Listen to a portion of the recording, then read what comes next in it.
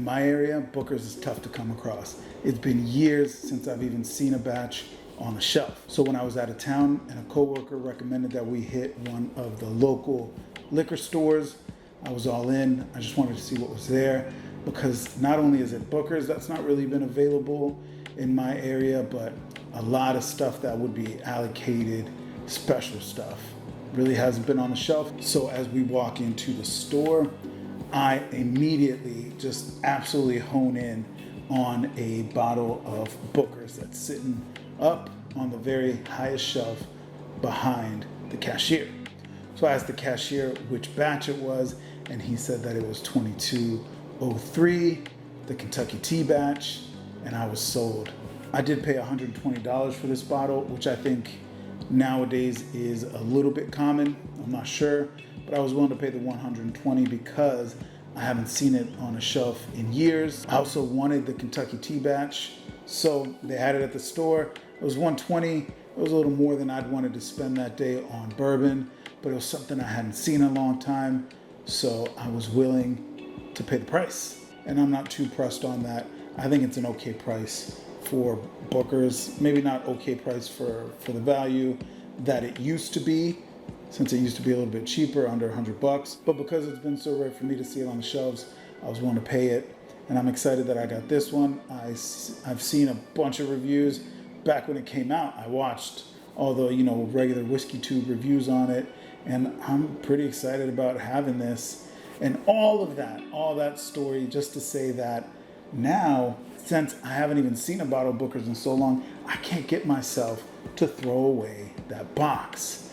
So I've got an idea on exactly what I'm going to do with the box. I'm going to take this box that the bottle came in, and you've seen it.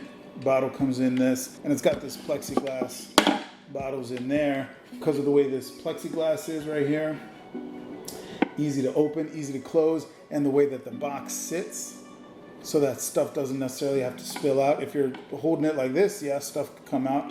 But if you've got it sitting on a counter like this, nothing's gonna fall out, and it'd be easy to move this plexiglass up and down, drop in a cigar band. So for that reason, I think that this is gonna make an awesome storage box for old cigar bands. So I'm gonna call it my Booker's Band box. And I'm excited about starting to use my Booker's Band box.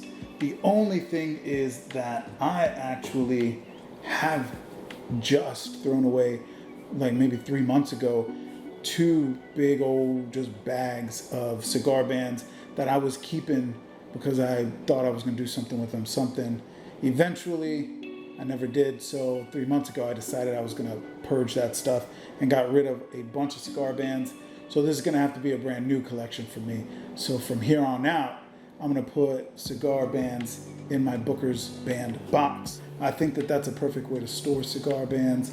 I don't know why us cigar smokers like to hold on to cigar bands, but we do. It's just what we do. We hold on to these cigar bands. And now I've actually got something to do with mine, and I'm going to put it in my Booker's Band box, and I'm going to grow this new collection. And it's probably going to take me as long to fill this box with cigar bands as it will to ever see another Booker's on the shelf to purchase. So when that happens, I'll get another box, and I think that 3 or 4 of these boxes filled with cigar bands sitting next to each other could make a decent display piece, and I think it's a decent way to show off those cigar bands. Now, as far as criteria for the cigar bands that are actually going to go in my Booker's Band box, pretty easy. I think every cigar smoker has a similar criteria. If it's something that I love, something that's in my top 20, it's probably going to go in there. The first time I smoke it, now that I have it, I've thrown away all those in the past, or 3 months ago now. So, but next time I smoke something in my top 20, currently in my top 20, I'm probably going to put it in there. Anything that looks beautiful, even if it wasn't the best cigar, but it's an awesome looking band, it has some kind of good finish on there, or it's got some metallic finish that's nice, it's cool drawing, I'm gonna put it in there because it'd be cool just to have it displayed if anyone ever goes through it. And then finally, anything new that I smoke that I really like, I think is awesome, and it's going in there.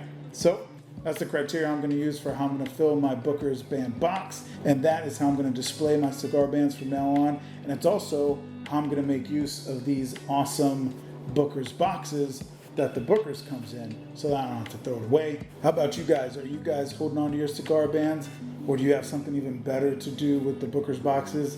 Let me know in the comments. Let me know you're still out there. And if you enjoyed this video, give it a like. Subscribe to the channel if you're not subscribed to the channel. I've got more content on the way, even if it takes me a little while. And that's it for me today. Have a good one.